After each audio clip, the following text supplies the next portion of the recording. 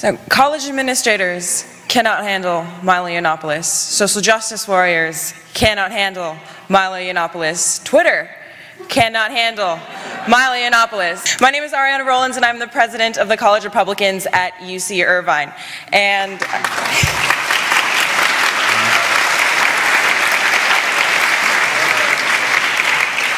And just to give you a little bit of a feel for what it's like to be the president of a college Republican group at a UC system campus, which, by the way, was the single largest donor to the Clinton campaign.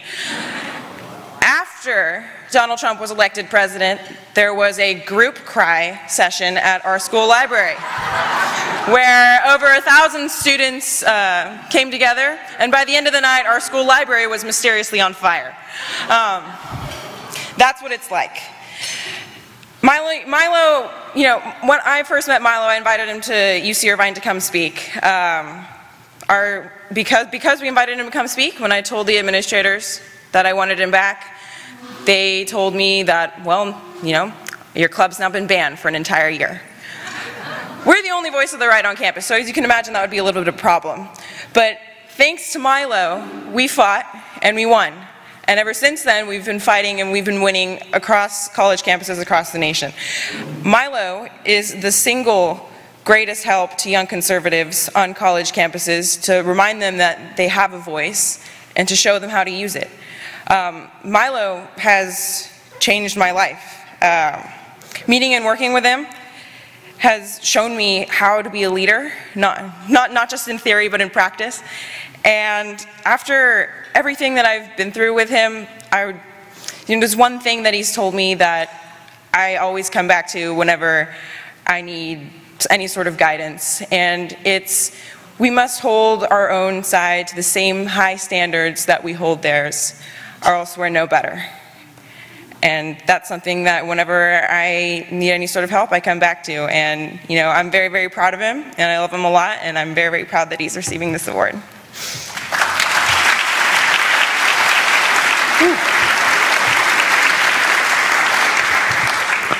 Okay, Ariana and I were asked at the last minute tonight to offer a little introduction for Milo. For those of you that don't know who I am, I'm Tom Sakata, and I write about social justice and campus politics for Breitbart News under Milo. I was the producer and co-host of his popular podcast through its first 25 episodes, and I'm a senior at Bucknell University, where I served as class president until I was removed from my post with a week remaining in my term for the grave sin of being a conservative. When Milo told me that he was selected to be the recipient of this award, I wasn't at all surprised. Milo was perhaps the most effective warrior against the social justice left on any American college campus. Milo absolutely embodies Andrew Breitbart's mantra of walking towards the fire. The tides are changing on the American college campus. Authoritarian administrators and faculty members and pearl-clutching campus social justice warriors are finally being challenged by a new brand of radicals led by Milo that are poised to reclaim the American university and return it to original function and purpose of expanding and challenging young minds. Milo teaches us that whether we are liberal, libertarian, or conservative, we're united by one common belief, that students should be able to read what we want, watch what we want, play the video games that we want, and most importantly, think that what we want. When colleges refuse to expose us to new ideas by employing politically homogenous faculties, Milo decided to do the hard work himself by traveling to schools around the country and exposing students to new ways of thinking about political correctness, about safe spaces, about social justice, and about the importance of intellectual diversity. He cares deeply about this mission. When I first asked Milo to come to speak at my university, he offered to sleep in a spare dorm room so that we as a tiny college Republicans organization might save the money that we would normally spend on a hotel room.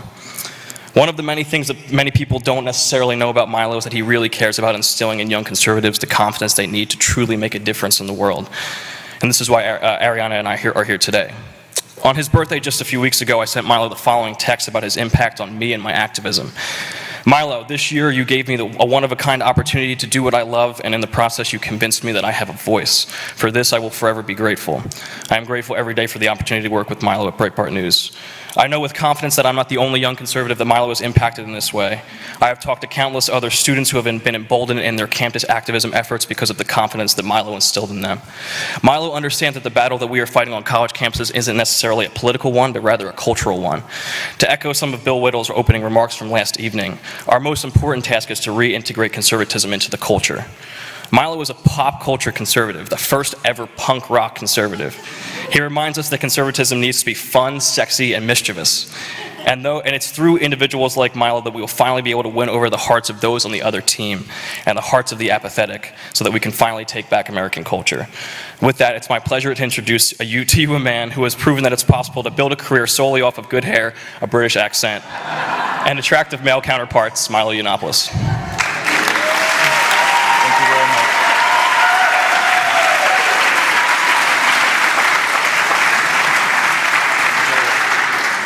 Thank you so much. I had a little coughing fit before I got up here. Little Clintonian moment. Came over all Hillary, which is more than Bill has been able to say for the last 20 years. Oh, it gets a lot worse than that, don't worry. Well, thank you very much. Thank you so much. It feels both correct and appropriate to win. If you were in any way involved in selecting this award, thank you for your good judgment and excellent taste. No, I'm kidding. I mean, it's ridiculous, completely ridiculous for me to be name-checked by generals and to be spoken of in such high terms, and particularly in respect of courage, which has always struck me as astonishing that people think that. Or maybe there's a bit of my brain missing. Anne used to say, there's the bit of her brain that would make her afraid was missing. Well, I have many more pieces of my brain missing, which is what enables me to do this. As broken and messy as I am, I'm glad it's doing some good. I want to talk to you a little bit about what I'm doing on college campuses, why I think it matters, and how you can help.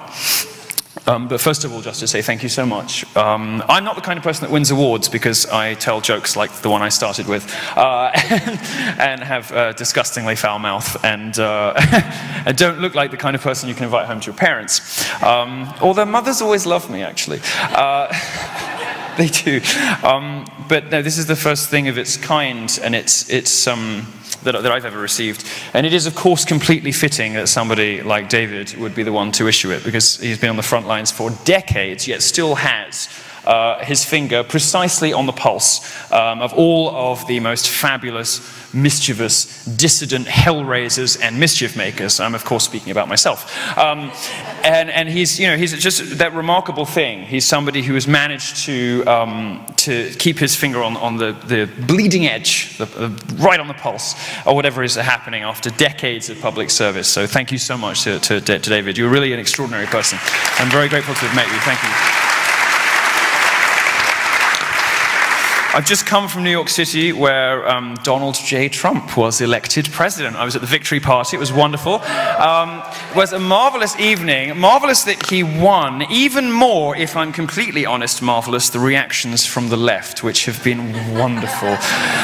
Oh my goodness, the crying, the grizzling. It's been wonderful. As you see those pictures from the Hillary, well, she didn't even show up, of course, but from the Hillary victory party that never was. It was woo! Wonderful. Brexit, of course, was the same. I did think that it was a smart and decent thing for the UK to leave the European Union, to regain control of its borders, to wrest back control of its laws from unaccountable elite bureaucracies elsewhere. I thought it was an entirely sensible thing. Very, very good thing. But if I'm completely honest, my real motivation for supporting it was the front page of The Guardian the next day, which was the most beautiful thing I think I've ever seen. Wonderful, wonderful. Look, the reaction of these people is, of course, the hysterical, monstrous overreaction of the progressive left is where I live. It is done for fun and for your edification and entertainment, but it is also done for a reason. It's done for a purpose, demonstrating the hypocrisy and hysteria and insanity of these people, demonstrating to the wider public, at least it has done so far in my tour and what I've been up to, just what kind of lunatics we're putting in charge of our country. Your country, my country, everywhere throughout the West. The people least qualified to lecture you on anything are the people being put in positions of power in organizations that lecture women about what their relationship to men should be like, that lecture the rest of us on what the relations between the genders, people of different sexualities and people of different races should be like. The absolute worst people in the world. These social justice warriors, these horribly broken individuals who want us to be as miserable as they are. Well, sorry, but we decline.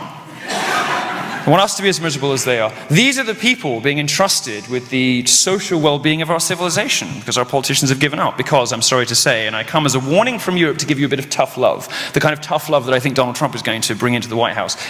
Give you a bit of tough love. This movement in America, American conservatives, I'm sorry to tell you, has not really achieved very much in the last 30 years. In the culture wars, you sort of gave up. You handed Hollywood, you handed the press, and you handed academia over to the left. Well, it's time to take it back. And, you know, Americans have been... The one good thing I will say about you is you're very good at taking help. And whether it is Alexis de Tocqueville or Christopher Hitchens or some fag from England, Americans are quite good at accepting help from elsewhere. And so I'm happy to be raising hell on your campuses, because, you know, of course, if you win on campuses, you win. This is something that people don't understand after they graduate. You know, journalists are obsessed with college campuses, but really nobody else is, unless you turn it into a show, which is what I try to do. Turn it into entertainment. And when you do that, you reach everybody. Millions upon millions of people have seen the products of my wonderfully named Dangerous Faggot tour. And this does something. It achieves something. It produces a cultural, social result. Once you've started talking about politics, you've lost. Once you start talking about policy, it's all over. Andrew Breitbart, the founder of the site I work for, one of my personal heroes, understood instinctively, and I think said best and said perhaps first, that politics is downstream from culture. Once you're electing presidents, you've already lost. You need to win in Hollywood, you need to win in the academy, and you need to win in the press. And Donald Trump's election, I think, is an opportunity for you guys to take the power back. And I hope you take that opportunity. You can take... You can take that opportunity by paying attention to and giving awards to... no, I'm kidding. But support people like Tom and Ariana, these fearless new warriors that I'm very happy to have helped contribute to, you know, to the creation of. These guys are going to be the future of this movement, and some of them you're going to consider a little gauche, and some of them you're going to consider a little foul-mouthed, and some of them you're going to consider, you know, a little... you know, like Daddy, as I call him, as I call Donald Trump. Like Daddy, you're going to consider some of them a little low, you know, a little whatever. But, you know, Tom and Ariana are examples, and Hunter Swagger is also here, he's a great viral phenomenon creator. These are examples of your future leading lights, people that you should be paying attention to now. And I'm happy to have contributed to the environment that created these people. You should pay attention to them, because they're going to be sitting in your places in 30 years. Hillary Clinton's supporters couldn't imagine a world that... They couldn't imagine a world in which she'd lose to Donald Trump. Look at it from their perspective. Although their candidate is obviously ill, completely out of touch with the real world, and a power-hungry 90s relic, she was surrounded by the institutions of power and staff who were curiously preoccupied with cheese pizza, as we learned from WikiLeaks, whatever that means. I don't know why anyone was surprised by those satanic ritual rumors, by the way. Is anyone else surprised by those satanic ritual rumors? Lesbianism and witchcraft go together like Donald Trump and winning. Is anyone surprised? Anyone surprised that the odious Hillary-Huma Abedin nexus was flavored by witchcraft? Come on, and we were all feigning surprise. Of course, under normal circumstances, I'd be open to allegations of hypocrisy, complaining about a same-sex loving, drug-addled megalomaniac with entitlement issues, terrible dress sense, surrounded by sycophants. But this is the presidency we're talking about. It's important. It's important. Now, look, the Democrats rigged their own primaries to get rid of Bernie Sanders. And we were laughed at for suggesting they might be willing to rig the general election. I mean, they'll do it in their primaries, but oh no, they'd never touch the election. Vast right-wing conspiracy, they called it. Well, fortunately, Donald Trump won by such a margin that it didn't matter. It was wonderful. They had all the parts in place. They had everything ready for them. They had the media, they had academia, they had everything. And then they deployed their secret weapon. They deployed the one thing they knew would destroy Donald Trump. They called him mean names. They called him racist. They called him sexist. They called him homophobic. They didn't get round to calling him transphobic, but I'm sure they thought he was transphobic. Actually, he said he was all right with the bathrooms. This is perhaps the only thing he's ever done wrong. This is a thing. This is a thing about dads, you know. You know that they love you and that they have your best intentions at heart. You know that everything's going to be okay, but occasionally they do make you cringe. Donald Trump is that kind of dad. You heard earlier that he's the strong man from my colleague Sebastian. That he's a strong man. That he's the alpha male. And I don't know why I coined that nickname Daddy. I think just because everybody is annoyed by it. Almost everyone hates it. But that is what America has done. And on college campuses where I live, there's been a shortage of alpha males for a while. I like to call myself the only remaining alpha homosexual.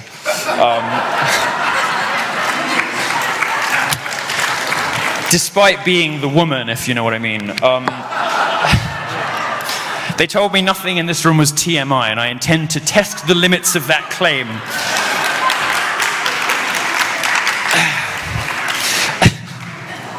Now, name-calling has always worked on establishment conservatives, because they're far more worried about being called sexist or racist or homophobic than actually sticking up for their principles, occasionally, it seems to me. And the problem, I'm sorry to tell you, again, this falls into the category of tough love from your favorite gay uncle.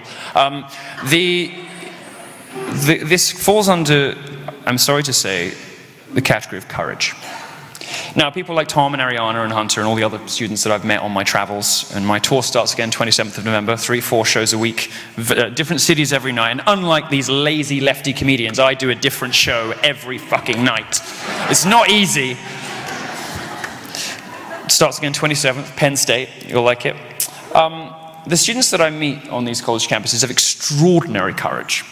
And really this, you know, to the extent that I deserve any recognition at all, it is really only because I act as a sort of crucible, as a catalyst to activate what is already within them, but that they perhaps don't have the courage or the confidence to express. And it's very exciting to me to watch some of them pop up as Breitbart contributors, some of them pop up as contributors elsewhere, campus reform, whatever. Various different great places that are holding the power on campuses to account. I'm emboldening them. I'm creating an army of little Milos. As horrifying as that prospect will be to everybody. But this is, you know, this is how you do it. And the conservative movement, really everywhere in the world, has lacked for a very long time, I think, those people who will go out and inspire troops. And so to the extent that people think that I'm one of those, I'm grateful and thank you. Now, Donald Trump, Daddy, is not a coward. He's not a coward. The people who voted for him are not cowards. Can you imagine America, where voting for a candidate is an act of courage? Just voting in a democracy is an act of courage. Because voting for him could expose you to physical violence. We all know where the violence comes from these days. It doesn't come from the right. It doesn't come from libertarians. They're too spaced out. Rarely come down off the weed for long enough to start a fight.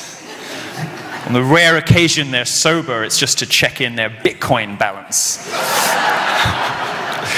Perhaps to read The Intercept. No, it's the left, and we know from WikiLeaks that Hillary Clinton, of course, funds this stuff, and she's still doing it. You know, you'd think that after this long and this much experience faking hate crimes, that the left would be better at it.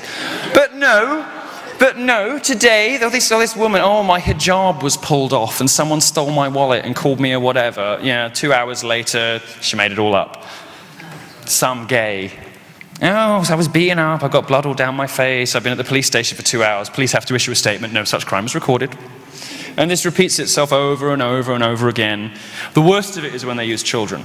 The worst of it is when they say that school children have been subjecting one another to racist abuse. Well, no.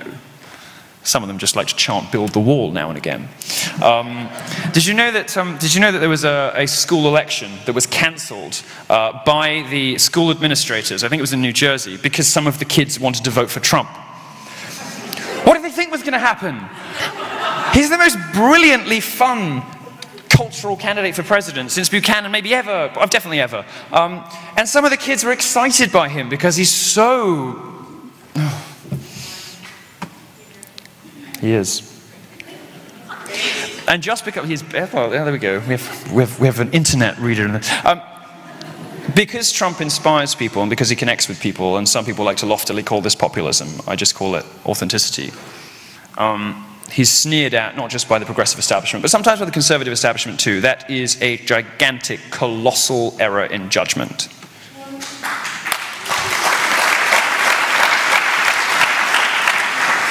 Being a Republican, I have to tell you, as a visitor to these shores, I've noticed this. Being a Republican has been a bit like being gay 30 years ago, right up until this year. Well, if you think about it, you know, if you don't stay in the closet, you get alienated from your parents, ejected from polite society, beaten up on the streets, you'll become a pariah. What's the difference? What's the difference? I've been called far worse names for being a conservative than I ever have for sucking dick, I can tell you that. Sorry. I told you I was going to test you. Some ladies at the back have already had enough. I've been called far worse names for believing in low taxation in a small state than for any of my deplorable nocturnal sexual proclivities. And until this year, until very recently, being Republican was a bit like being gay 30 years ago. That changed with the advent of Donald Trump. Suddenly, wearing a Make America Great Again hat became the ultimate act of defiance, of dissidence, of mischief, of subversion. I thought my fellow gays would appreciate these values. After all, it's what all the best gay culture is based on. But no, apparently not. I got called a white supremacist. Some people in the audience know why that's ridiculous. I got called a white supremacist after Out magazine had the temerity to publish a fair profile of me that suggests, you know, maybe this guy's not terrible, maybe he's got a point about it. I was a white supremacist and an anti-Semite. This name-calling, which has gone on for so long, for 30 years, if you have remotely right-of-centre views, has produced a counter-reaction embodied by me and my tour and Donald Trump and some of the other interesting things happening in culture, which is glorious to witness. It's an act of subversion. It is an act of defiance to go out in one of those red hats. And after he won, on college campuses, you know, I probably have more... I've certainly visited more college campuses for my sins. I live in a coffin, you know, I live in this mobile coffin. You see my bus? I have this tour bus. I don't do it for fun, you know. I do it because it has to be done. I could be at home draped in silk, surrounded by a Nigerian harem. I don't have to do this. But, here we go. She's there now. I'm probably the recipient of more campus tidbits than anybody else. And I found out, I heard, that the day after his election, I was there at the victory party in New York, by the way, it was fabulous. The day after his election, suddenly people were emboldened to wear their hats, the ones they've been silently keeping in their dorm rooms, around campus.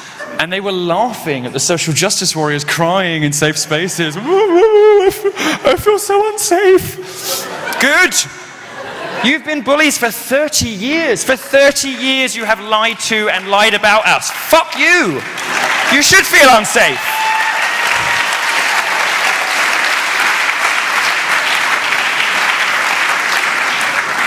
You should feel unsafe. If feeling unsafe means you might get contradicted once in a while. Somebody might have a different opinion. A black person, or a gay person, or a Jew, or a woman might not agree with you about something once in a while. Shock horror. If that's what feeling unsafe means, then I say let's bring all of the unsafeness to campuses we possibly can. And I'm doing everything I can to bring that about.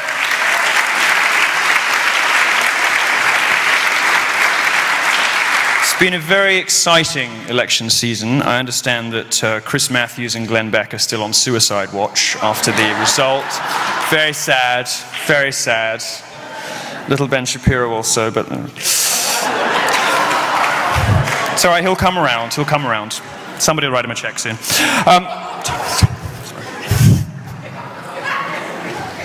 We're only just now experiencing bravery and courage by conservatives on a massive scale from the grassroots. We're only just now starting to see what a powerful conservative counter-revolution might look like. And it's wonderful. And it is, I have to tell you, spurred on by what's happening on campuses. It starts on campuses. The left has known for decades that you win in education, you win everywhere. Well, it is time for conservatives to start winning in education. I'm very happy to be part of that revolution. And you should seek out, there are some of the students who are responsible for leading it are here, and you should seek them out. They understand, as conservatives haven't for too long, that writing an essay about doing things is not the same as doing things. You have to get out there, you have to go talk to them, you have to park your glittery pink tanks on their lawn. You have to rub their noses in their hypocrisy and their hatefulness, their divisiveness, their sloppy thinking. You have to ridicule them because they deserve it. And if you do those things, you start to win. If you do those things, they retreat into their safe spaces and trigger warnings. They stop bothering you, and you start winning elections. And that's what's happened on American college campuses. We have to be courageous enough to challenge these people. We have to be courageous enough to take the fight to them. Conservative tactics on campuses, like in the media and in the entertainment industry, have been largely ineffective for the last 30 years, but that is changing. And it's changing thanks to students like Ariana and Tom and Hunter. It's changing thanks to the army that is being awoken, thanks to Donald Trump. It's very exciting to watch it. And with the rise of new, more persuasive, more glamorous, and more fabulous activists for conservatism, again, I'm talking about me, in part inspired by Trump and in part giving rise to him. The culture wars, we have now realized, are not over. They just haven't been fought recently. And now is the time for you to start fighting them again. We're in a state of war. We're in a state of war not only at home with progressives, people who want to tear down the values that make this country and all the other countries like it great, but we're also at war with Islam. This is a faith that murders people like me. And it's a faith that the progressive left welcomes into your shores, panders to it, mollycoddles it. And I don't care, I'm tired of being polite about the distinction between radical Islam and Islam. I'm done. I'm done.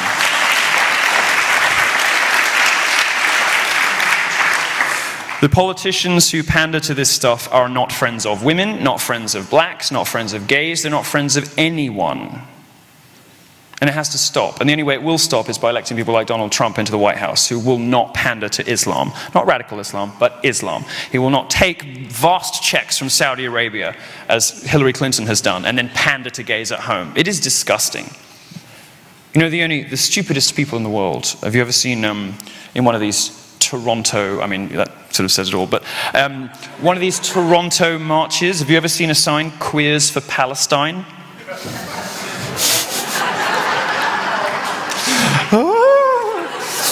97% of them want you dead.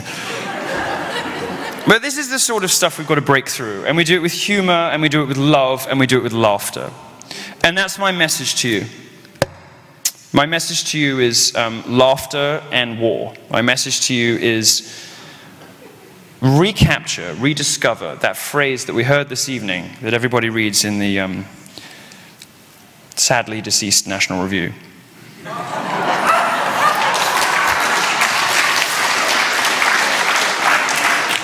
There is still something being published with that name, but the magazine is gone. Rediscover the phrase happy warrior. I am a very happy warrior, and the happier I get, the more I win. Thank you very much. Thank you so much, and thank you for this.